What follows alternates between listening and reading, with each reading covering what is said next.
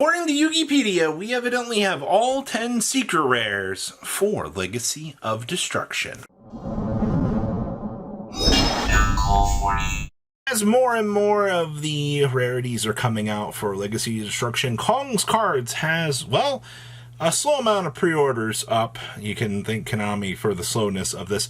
Remember, you can use discount code IMCO40 and save on your purchase. There's not a lot left over here for the time being, but I do recommend that you keep checking them out and seeing what is going to be popping up around here for the things that you're going to be looking for from this set. Remember, discount code IMCO40 over on Kong's Cards and save on your purchase today. Let's dig into those rarities. Make sure you guys smash the crap out of that subscribe button so you guys don't miss out on more Irish content. So evidently, Centurion Axilla is a secret. Now, for those of you that are super excited about this, I mean, this is the thing that makes it so your face-up spells and traps can be destroyed by card effects. I don't really care too much about that, honestly. The thing we do care about is you're able to add a Centurion card from your deck to your hand, and then during the end phase, you can go ahead and target that Primera that you got down there and put it back in your spell and trap card zone.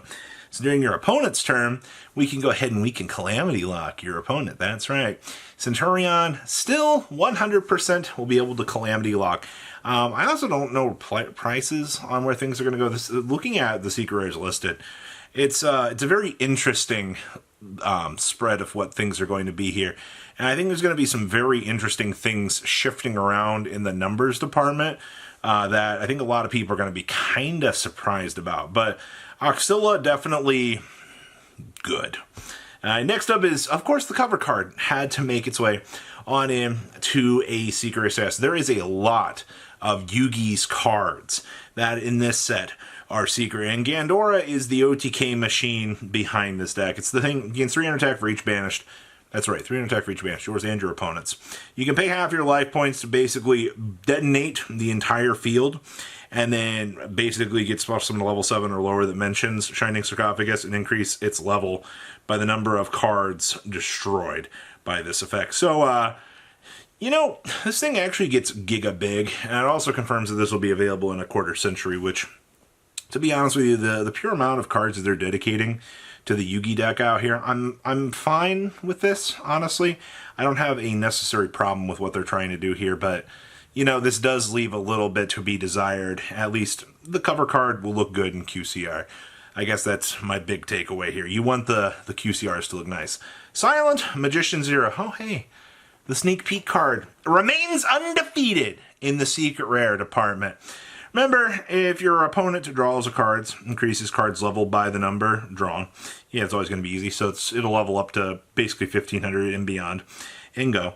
And it will always gain the 500 difference per the counters on it, or when it levels. Then when it activates a spell card while you control the Shiningarcophagus, you get to negate it and then increase its card's level by 1. That's literally all it does. It's a once per turn spell negate, which I think that this card is fairly designed very nicely, but it's very apparent that Konami was cashing in on the nostalgia in this set, having, you know, Yugi be the center point of this set, which, I mean, the cards will sell. A lot of people are going to be fairly excited to get their hands on this stuff as long as all of this checks out to be correct. You know what I mean? Definitely super excited for the Silent Magician, though. QCR, yet again. Shiningarcophagus. This is the heart and soul of the deck. This thing can't be destroyed by monster effects. You can only use each volume effects of this, so you can add a card that mentions Shiningarcophagus from your deck to your hand, except for a copy of itself. And if your opponent special summons a monsters from the graveyard, except during the damage step, you can discard a spell card to target that monster and send it to the graveyard. So basically, you get to seal the monster into the sarcophagus, like they did in the final episode of Yu-Gi-Oh!, which actually, I think this card is really, really cool. I'm happy to see that they created this, basically being able to give Yugi an actual rota for the entire archetype and be able to feed through these different little options. Also, once again, that QCR value. I am definitely curious to know what the value on this is going to be, though, because this is one of the many rotas for the deck. So, yeah, speaking of rotas, Future Silence is our other secret rare here. How many? Yugi got 4 secret rares. Holy crap. Now, Future Silence lets you add a monster that mentions Shiningarcophagus from your deck to your hand. Then if you activated this during the battle phase, while you control the Shiningarcophagus and a monster that mentions it, each player draws until they have 6 cards in their hands, and you can only activate 1 Future Silence per turn. Now, I'll tell you, while playing competitively, please don't ever try to trigger the draw 6 effect on this thing. If you give your opponent too many resources, they are going to destroy you. I repeat, they will destroy you. They will out-resource you. You will go into a bad place, all right? Trying to keep the game in a very simplified place is definitely what you want to try to do with this. So understand that if you're trying to play this deck, all right? Once again, 4 QCRs out of this, evidently, which is, that's wild. All right, and then we have Ragnarara, the Evil Seed. This is our little plant monster that we can special summon by sending an insect, plant, or reptile monster from the hand to the graveyard. Sure.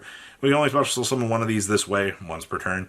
And then on normal or special, we can add a card from your deck to your hand that is, or yeah, you can add to your hand up to 2 different Ragnarara cards that are banished and or in your deck, except for this, and then banish 1 card. You'll come to appreciate that effect later on. Trust me on that. And there's also a plant monster. So you have reverse synergy out here if you're trying to play the Ragnarara stuff with, hi plants, how are you? You guys, considering the secret rares in this set, I have a feeling this is going to be pretty expensive. Whether or not it has actual application in the meta or not, it just kind of seems like that's what's going to happen here. We'll have to wait and see, but I have a feeling that we're not going to be getting off easy at all with this. And then evidently Ragnarara Bloom is a super rare, or excuse me, a secret rare. This is the thing that makes all of your plant, insect, and reptile monsters gain 300 attack and defense, and then all other monsters on the field will lose 300 attack and defense. You would really appreciate the fact that how much that 600 difference can actually make on certain things. And then during your main phase, you can add a Ragnarara monster from deck to your hand and then discard a card. Or you can special summon one of your Ragnarara monsters from your hand, graveyard, or banishment in defense mode. Keep in mind that this revive does not, and I repeat, does not negate the effect of whatever you revive.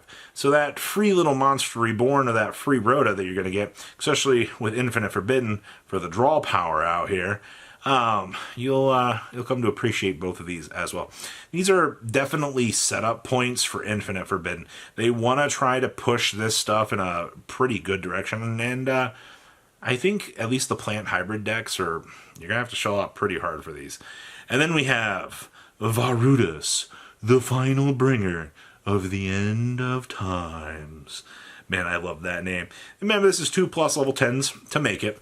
This is our Baron replacement. When your opponent activates a card or effect, quick effect, detach a material from this card and negate that activation. And you can further detach another material to destroy a random card on the field. And at the start of the damage step, if this card attacked while it has a material, you can destroy 1 card on the field.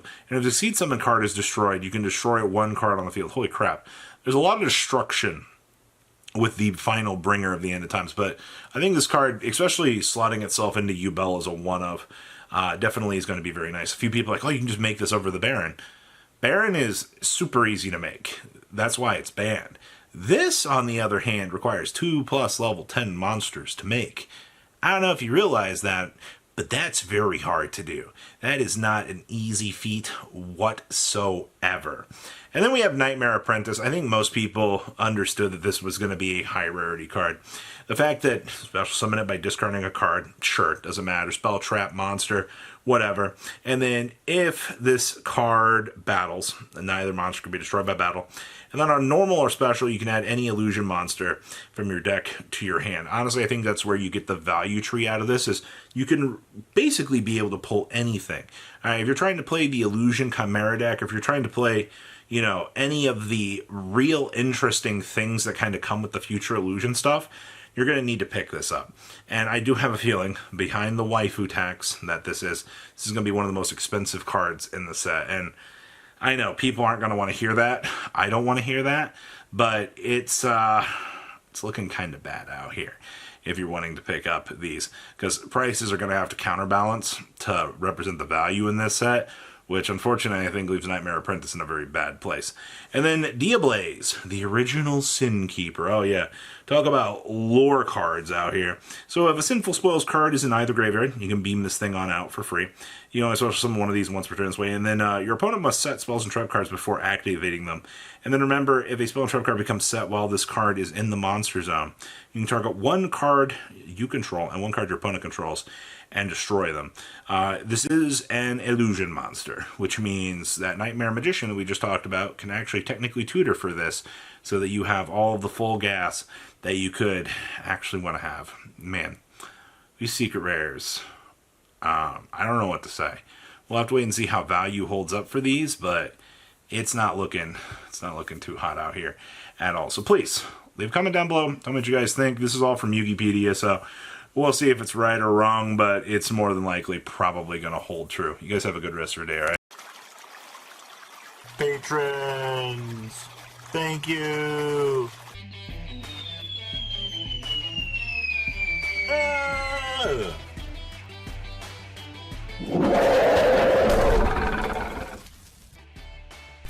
Thank you so much for watching. Check out these other videos.